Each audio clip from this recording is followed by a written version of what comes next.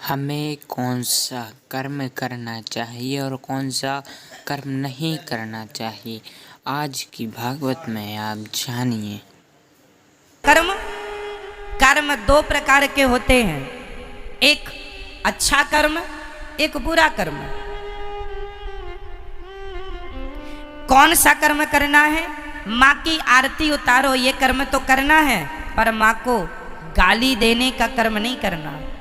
दूध पीने का कर्म तो करना है, पर शराब पीने का कर्म।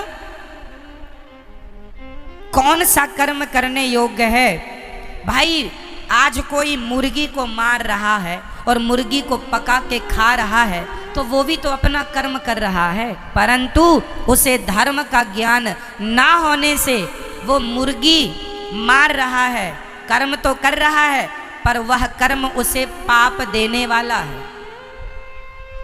कर्म हमें दो चीज देते हैं, अच्छा कर्म हमें पुण्य देगा और बुरा कर्म हमें पाप देगा।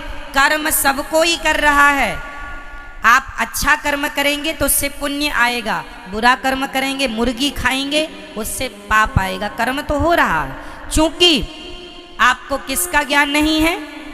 धर्म का ज्ञान ना होने से आदमी कर्म तो करता है, पर वह कर्म भी कर लेता है जो उसे नहीं करना चाहिए।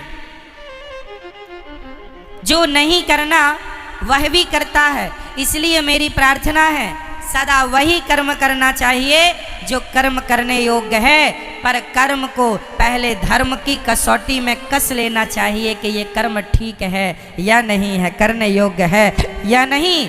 कर्म तो सब ही है। मैं आपको एक थप्पड़ मार दूं, ये भी एक कर्म होगा, और मैं आपको सम्मान से यहाँ बिठा दूं, ये भी एक कर्म होगा। कौन सा मुझे करना है, कौन सा नहीं, ये कौन बताएगा? बोलो मेरी माँ।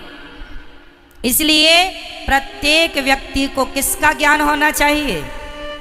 जोर से, जोर से, धर्म का। यदि आप धर्म का ज्ञान रखते हैं तो आप जो भी कर्म करेंगे ठीक करेंगे। यदि आपको धर्म का नॉलेज नहीं है तो आप गलत कर्म कर सकते हैं, संभावना है, क्योंकि आपको ज्ञान